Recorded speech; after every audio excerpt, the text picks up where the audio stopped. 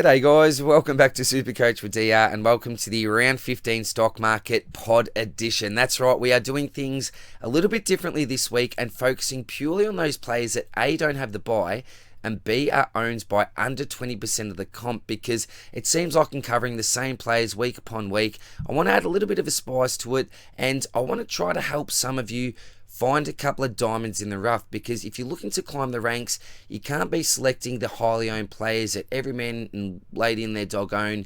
You need to look for some of those players that are at a lower type ownership to give you a little bit of an advantage in trying to climb those ranks. Now, it's a bit of a risk going a pod. If they fire, fantastic, you got a bit of a leg up, but if they fail, you're a few steps behind. So it is a little bit of a risk, but I want to try to do my best to help you find a couple of pod options here. I will be breaking the rules because we've got 5 or 6 debutants this week, so I don't know a lot about them, but I'll do my best to give you some basic info about them. We've got Kine and Brown up the top there, mid forward DPP at 102k, looking like a pretty solid downgrade option this week. We've got TDK, the Ruckman.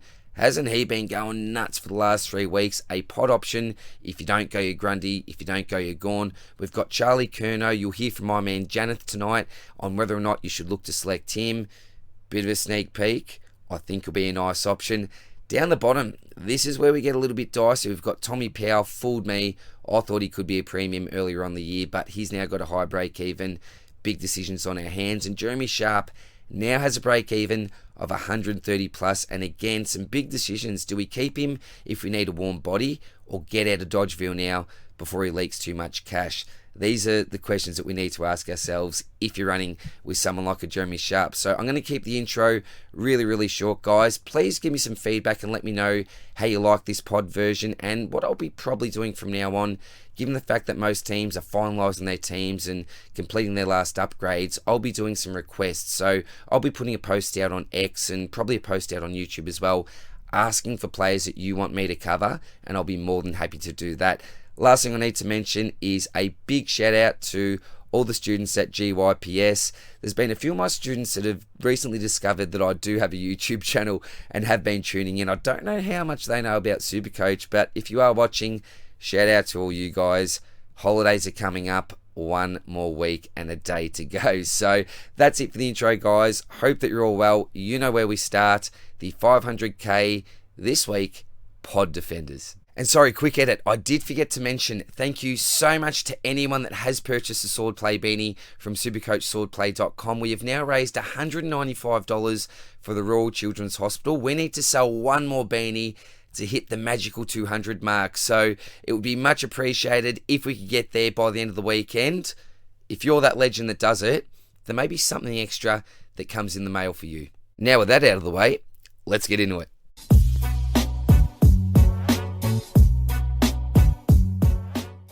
At the top of the list this week, we have Lachie Whitfield. Played a blinder on the weekend. We know he's got the talent, but often cops attention, and his random injuries, well, they're well documented as well. A no from me, but you could go there if you want. Elliot Yeo has now played 3 games since returning from his groin injury and is getting better with every game. 61, 94, and 127 in his last one. Has the potential to go nuts. Remember back to rounds 4 to 7, where he scored a 130, 157, 112, and 138 in consecutive weeks. He was priced at over 610k. Now I see Yo as a big risk versus reward pick. Given the fact he's coming off that groin injury, there are massive red flags, but given price for potential, some may think the risk of injury is actually worth it. If he stays fit, I think that this may be the cheapest we'll get him for. So up to you if you want to roll the dice. It could land on a 1 or a 6. Looking back before the bye, Ridley was playing on Curnow for most of the game, but read the ball really well. Plenty of intercepts, used the ball well as he usually does. Loose ball gets, he was looking awesome, but he's teased in previous years and durability will always remain a concern, but in current form is a pod that's delivering big time for his new owners, and coming off the bye and resting his body for a week means he could be in prime position to provide a top 6 average from here. He ended up on 112 points from 22 touches and 9 marks in his last game, so since he's come back, he scored a 162, 111, and then that 112. Plays West Coast, Geelong, and the Pies in his X3. Also plays the Saints later on, so a decent draw and some possible ceiling games. I'm a big advocate for trading him in this week to finish off your defence, and I think he's looking a lot better than his teammate in Martin. Maxi Holmes is another bloke I'm interested in, has been a super consistent scorer with a really nice floor. He actually interests me as a pod because he doesn't seem to disappoint too much.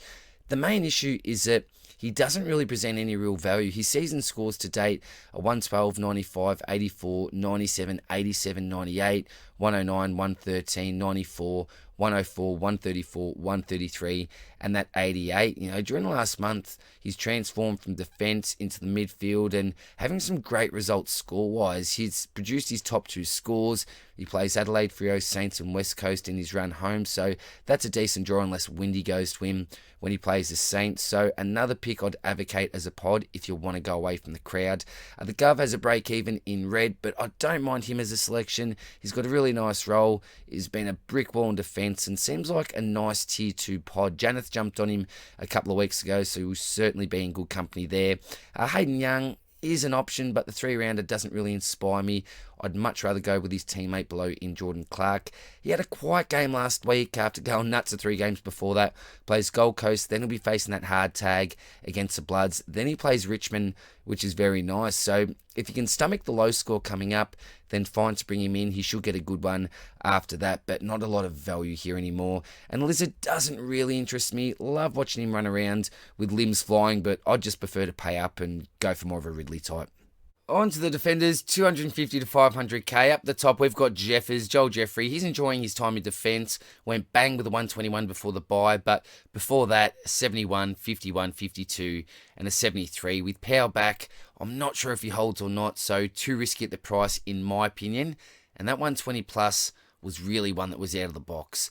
Lee Collier, his job security seems to have actually gone up with Taylor now out with injury. I wouldn't buy at the price, but as an owner, he should now provide some decent cover for you down back in case of a 1 to 2 week injury from one of your premiums. Adam Sard started this year at a tick over 500k, and after coming back from injury, he's pushed out scores of 63, 91 and 100, so the pattern is going up. Now priced at 411,800. Started off 2023 with a bang before really fizzing out, but he is someone that can potentially produce some decent enough numbers for the price, under 1% ownership, and definitely a lone wolf move. And Christian Salem has a nice 3-round average, 99, 121, 91 and 111 last week. Is fantastic over last month. And if you trade him in at over 350k, you would be absolutely laughing. Disposal count of 25, 32, 28 and 22 last week. At the price, you can still go there if you want, and if you're low on cash, over 8% of the comp will be with you.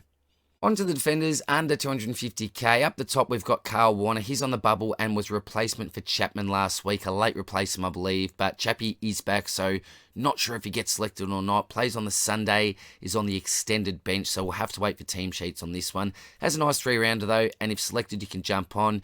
And Logan Evans and Hugh Davies are both making their debuts for Port and Freo respectively. Evans obviously comes at the cheaper price. Reading straight from the Port website here, speedy defender Logan Evans was selected by Port Adelaide with pick 12 in the 2024 mid-season rookie draft. The 18-year-old was connected to Port Adelaide through the Sandful rookie program, which allowed him to train with the AFL side and benefit from the experience of an elite sporting environment. He caught the eye of Port Adelaide recruiters with his ability to read the ball and compete aerially, as well as his clean hands and smart ball use. Despite being overlooked in the 2023 national draft, Evans impressed with his speed and leap in the 2023 combine, placing him on the top 3 in the running vertical jump and 20-metre sprint. And reading from the Freo website, second-year player Hugh Davies has been named on field in the club's 26-man extended squad and will make his AFL debut when Freo take on Gold Coast on Sunday at Optus. Davies was taken with pick 33 in the 2022 national draft, has been a key feature of Peel's defence, playing 28 games over his time at the club, including the Thunder's run to the 2023 Waffle Grand Final. He showed composure, intercepting abilities and key defensive prowess through the Waffle season, including a solid run of form during Peel's finals campaign. 196 centimetre key defender. He actually put pen to paper in December last year, signing a 2-year contract extension that will keep him at the club until at least the end of the 2026 season. So reading that obviously shows that the club rates him, hopefully got a bit of a bright future. How long does he stay in the team? I've got absolutely no idea, but if looking for a player this week, you certainly could go there. On to the midfielders, 500k plus. You could take a ride on the Noah Coaster at under 550k. You'll love him, then hate owning him the next week, it seems. A tag target at times, and that's what really lowers his floor, but his good is really good, and he can quite easily bang out a nice 150.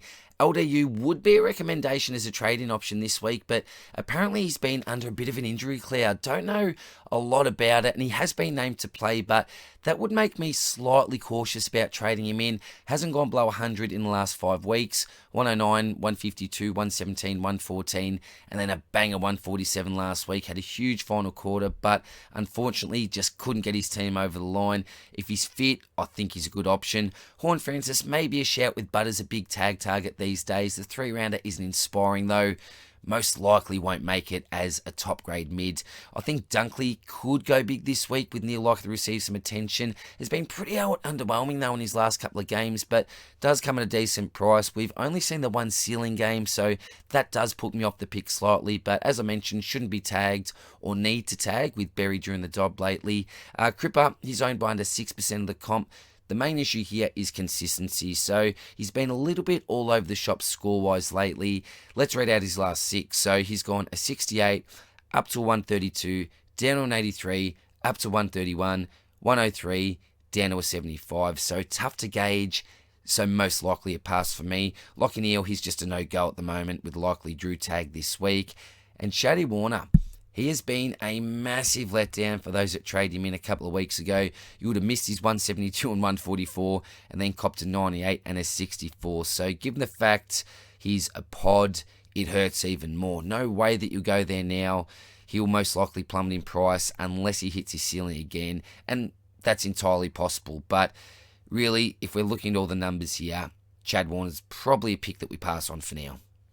On to the midfielders, 250 to 500k, and we do have a little bit to talk about here. The first one is Jai Simpkin. He was laid out with a hamstring issue last week, but has been named to play. Some red flags there already for mine, but did attract the interest of some after a nice 129 the week before.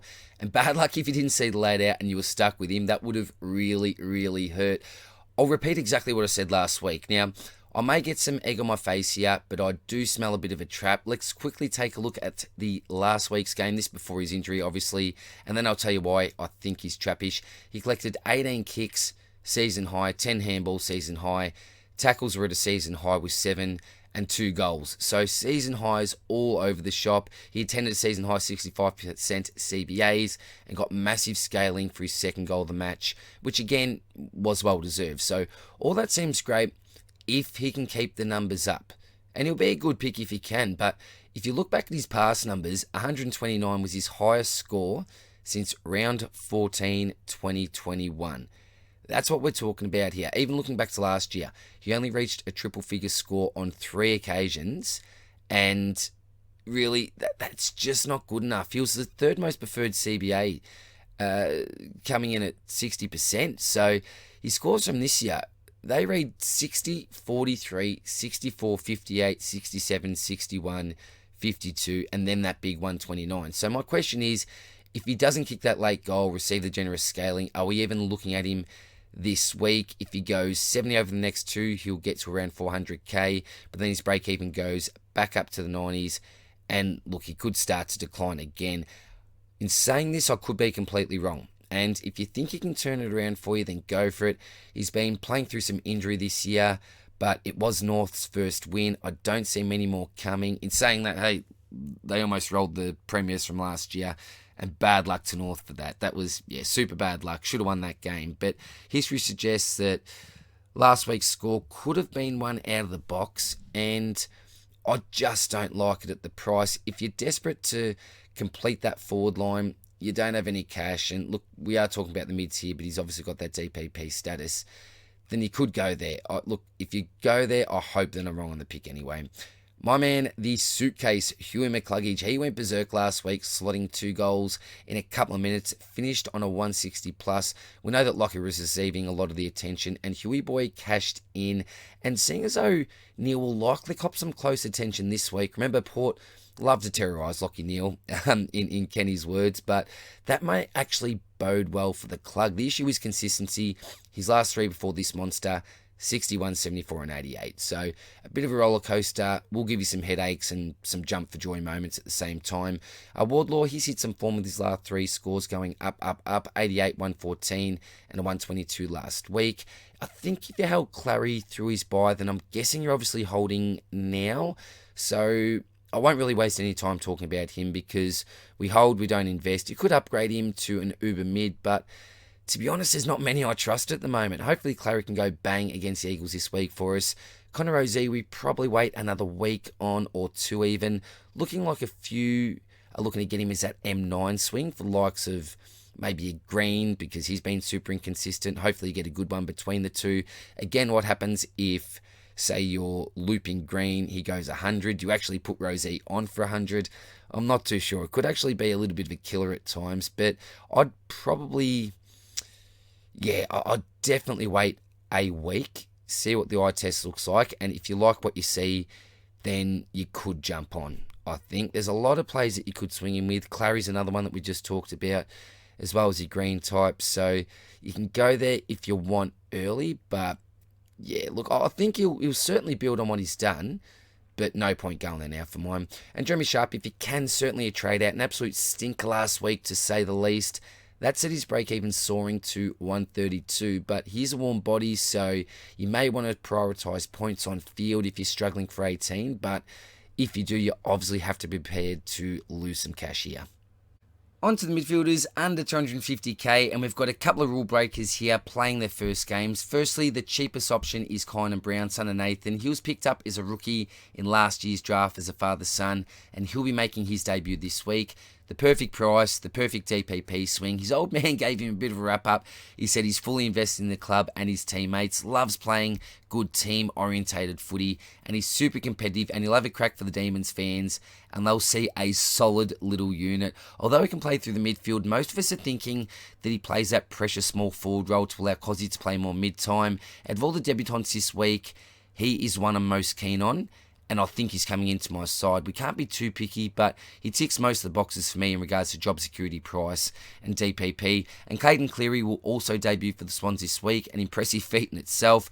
Reading off the Sydney website, John Longmire attributed Cleary's selection to his relentless work ethic. He said from the moment he turned up at our footy club, he's been a massive competitor, competes at a really high level all the time. He's a great runner, has played a number of different roles. He comes into the squad as an inside mid, but he's been playing a number of different roles, as I just mentioned. He's really disciplined and great to see him have his opportunities. So nice praise from Horse, but for me, Brown is still in front due to the fact that I think it'll be a lot easier to break into this Melbourne side at the moment. As we mentioned, DPP, and of course, you're saving 15k. So Brown all the way for me, but maybe if you need to, Cleary could come in as well. On to the big boys in the ruck. Now, before I start, I would 100% be finding a way to bring in Grundy and go with more of the crowd if you can, or if you don't have Gawn, you simply need to have him. He's a must-have by every stretch of the word, but let's quickly talk through these 4. We've got TDK, Janath's man. He gave him very, very high praise on the Swordplay pod. He's saying that he could be a generational type player, so a big call, but the professor definitely knows his stuff. Pitney is fit and available, but they're running with just TDK for now. They don't like that 2-ruck setup with Pitney, it seems, but who knows if that changes. If it does change, then obviously TDK's average would most likely go down, but he's gone bang over his last 3, 131, 140, and 146 sees him as the informed ruck of the comp alongside the Gaundy combo. He comes up against Stanley this week, and then the Nank, Big Kizza, and Timmy English. He's not known for his hit-outs, but plays more like an extra mid, great around the ground, and a very dangerous player. This bloke is the ultimate pod move, and possibly you could even look to do a 2 to 3 week play if you want to be sneaky and you have the luxury to do so. Sweetie's actually been selected this week. That's why he's featuring the stocky. So if you still own, I'd most likely hold on to him. He gives you an on-field score if you own, say, a English or a Rowan, and he should make, 15 to 20k at least. Cherry, 119, 131, 103 in his last three. Well, that sees him with a nice round average, the highest owned player on the list, and I think he's a tier behind the Gawn, the Grundy, probably tier 2 for me. I'd have him alongside the TDKs, the Rowans, and the Englishes at this stage, to be quite honest. And Big Kizza, well, he's lost over 100k off his starting price. Finally hitting some Supercoach form, scored a 97, 124, and a 117 his last three. A real pod, obviously, but slightly risky in my opinion, as are all the selections here in one way or another. On to the forwards 500 plus, and talk about limited pod options that are playing this week. The only player that fits the mould is Jake Waterman. We can't go there at this price and with that break even. Look, go there if you want, but even though I've given him his kudos for a wonderful season, Allen is back, and I just see his average declining. On to the forwards, 250 to 500k. As you can see, the biggest slide that we've got in the stocky this week, so let's get into it. The Amati party was in full swing last week. Crazy scenes with Jolly Boy slotting through 9. Horse had no sense of the occasion, taking him off the ground, robbing him of a chance of 10. I will eat my shoe if he kicks 9 or more again, but he will provide a short-term sugar hit price-wise, but that's not really the play we're looking for at the moment. Kudos to the man, though, for his performance. Elijah Hollands has a break-even of 0, 92 and 115 his last two. Bit of an awkward price there. Ollie Dempsey is a hold, given the fact he's playing, has a low break-even and played a ripper before the bye. If you don't need to use him to facilitate an upgrade, I would definitely hold, but if you do, I think that's also fine. Logan Morris, the McDonald's man, is a hold. Been a nice smoky-type rookie. Toby Bedford, I had around about this bloke last week, tagging my play. He had a career-high CBAs and seems to have found a new role in the team. I just did not see this coming. Neither did anyone else, I don't think. At his price, you could take a real punt here and hope that pure CBA numbers equal to a spike in average, but yeah, it's a tough call, this one. I just would probably pass just to be safe. Taylor Adams doesn't really interest me. Too many Swans taking points, and I'd simply find the extra 100k and get someone else. Jeremy Cameron has had an underwhelming season Supercoach-wise, but is cheap, has a low break-even, and when he's on the top of his game, he's one of the best handful of players in the competition, bar none, this fella. Justin McInerney, well, he's an interesting type pick. He isn't showing us the biggest ceiling in the world, but he's showing nice consistency in scoring, particularly over the last three with a 104, 97 and 95, has added DPP status, and the Swans are in fine form. Priced under 450k with a total ownership of under 2%. He could be a pod that just banks points on the board for you every week without going too high, without going too low. The next fella, we definitely need to talk about him. Kosea Pickett. Cosy's CBAs have spiked over the past 3 weeks. Was right in the yellow last week with a whopping 83% clear season high. It seems like he'll be getting more opportunity through the midfield without track to give them a bit of a different look. Scored the 94 points last week, which was his second highest score of the season. But in saying that, he has not punched out a triple figure score all year. 17 touches, 2 goals, 4 last week. So even though he had a season high CBA rate, he had his most shots on goal for the year. So if he kicks straight, he definitely gets that elusive 100 plus score. He would have smashed that, in fact. But this is a bit of a hope, and that does suggest that he has had a pretty poor year Supercoach-wise. So if you project him to up his scoring to, say, a 90 average, then that could be enough. But if not, I'd probably stay away from the pick. With Brown debuting this week, it would suggest that Cozzy is looking to play that midfield role, Brown being his replacement up forward. He plays North this week, so it'll be very interesting to see what type of numbers he can put up. Owned by only 1% of the comp, or under 1% of the comp. I think that Abs may be going there. Yeah, this will be a really interesting watch, I think. Harry Mackay, after going bang, bang, bang to start the year, he's only gone over 100 once in his last 10 games. There's been a mix of some 60s, 70s, 90s, But fun fact, he hasn't actually registered a score in the 80s all year. Jai Caldwell seems to have slightly dropped off over the last 3 weeks, but hopefully playing West Coast, he can find some form, give us 100 plus. In saying that, if we rewind to the last time he played the Eagles, he only scored a 58, which was his lowest score of the season by a long way. Even though I say he's dropped in form, his floor is good, with his last 3 being 80, 88, 94, so nothing devastating, still stomachable. He did attend his 3rd highest amount of CBAs last week, which is a good sign. So even though the break even is ever so slightly in the red, you could go there. Has a nice stretch not long ago, or had a nice stretch not long ago, of 99, 99, 83, 129 and 100 from rounds 3 to 7. So if you can get back to those numbers, I think it'd be a really solid pick. Charlie Curnow is a very interesting pick, and to be honest, I really like it. The great George was asking about him on the potty this week, and here's what Janath had to say about his boy Curnow, and he also gives his take on Harry. Janath, we're in the presence of greatness here. George's a great man. How are you, brother? Hope you're well, mate. What do you guys think Curnow averages for the rest of the season? Last year, been inflated by West Coast games where he's had the 2 times 175 plus, but has a soft run for now.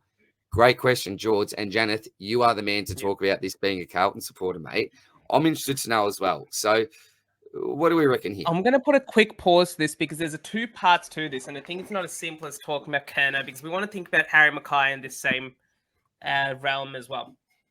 So Curnow is not so much playing at the highest level that he was last year in terms of goals and whatnot. But one of the things that Curnow has done really well this year, in a very specified role, is going back into defense to stem the flow or to finish off games. Yes, that's what I love. And I think this really elevates his sort of ceiling. He's not playing up the ground as much, but it really elevates, not his ceiling, sorry, his floor. Because in games where he's not so much involved or is being towed up by an opposition, one of the things that Vossi hasn't been afraid to do is put him back in defense and sort of stem that flow. And this really does help him there. That's something which Harry Mackay, I feel, doesn't have, because Harry Mackay's sort of floor comes from moving up the ground, getting those sort of marks on the wing and then flooding back into the forward line as the ball comes there. And he is not playing so much that second ruck role. Even with TDK, we've seen Matt Kennedy, Paddy Cripps sort of take up ruck time there. So it's not like a specified R2 role. Given this, I think Curnow can average, George, this is going to be a very large range, mate, because when you got Richmond, North, Hawks, Collingwood, West Coast, St Kilda, teams that he all normally has a favourable run on, even Geelong this week, we saw with that matchup data, I think he can get to 100, let's say 100 flat on the run home. I'd say it's tough because he's going to have 70s, 75s in there, but he's also going to have, I think, those spike 130 games in there as well. Just as a fact, he hasn't kicked 5 goals in the season yet, mate. In this season yet, hasn't he really? He's kicked Charlie 2 goals at least 2 goals in every game we played.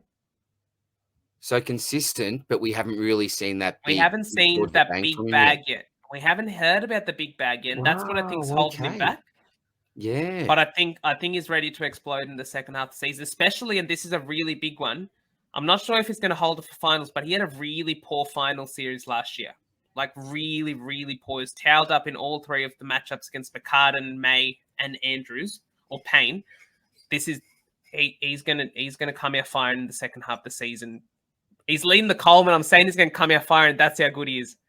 But yeah, I'd go Curnow above Mackay if that's your dilemma there, George. So you're an advocate for bringing in Curnow this week, mate, if you're looking for that F6 type?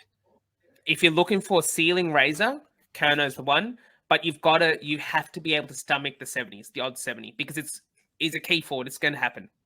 We leave Melbourne twice, and that's to play GWS at Giant Stadium, which I think is a bad matchup. Sam Taylor's historically got the better of him. And then West Coast at Optus Stadium. He's played well, but I don't think West Coast had Barras in either of their matchups last year. So it's just one to keep in mind there. But the other games, all at Melbourne, couple under the roof at Marvel, should be feasting for Big Charles. Jeez, Geelong, Richmond in his next 2.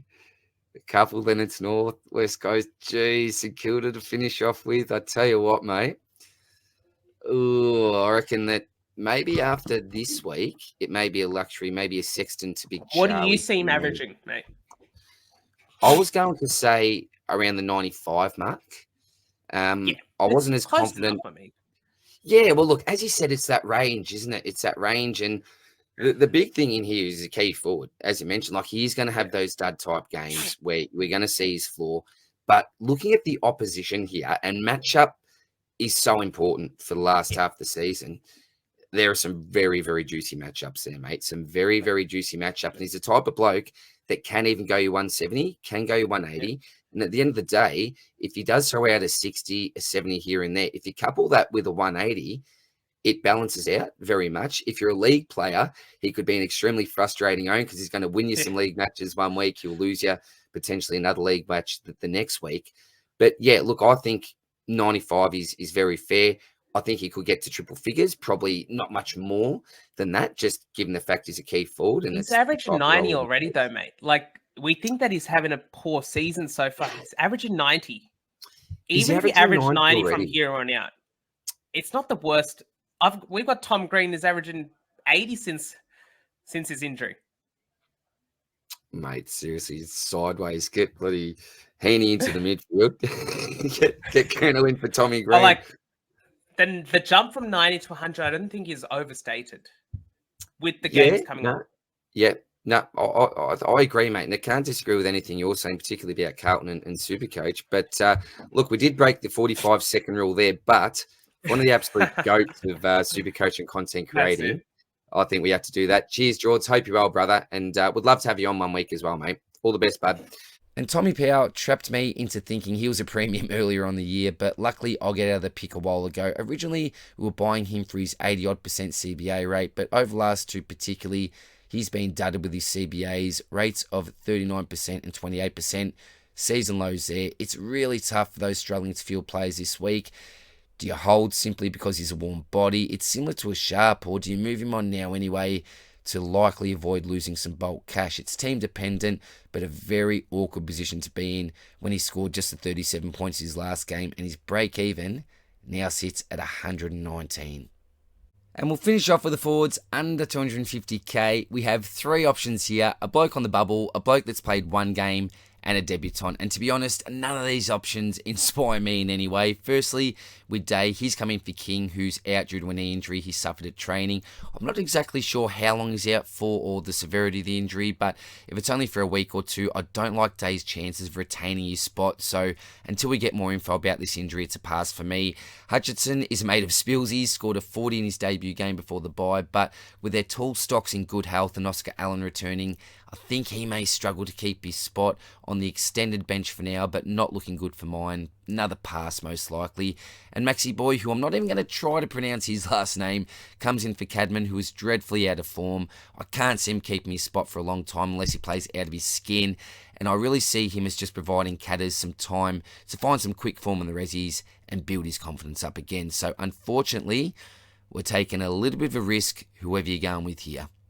So that's it for now, guys. All the best of luck with your trade ins and your trade outs for this week. And we'll see you in the next one. Hope you enjoyed the pod edition. Bye.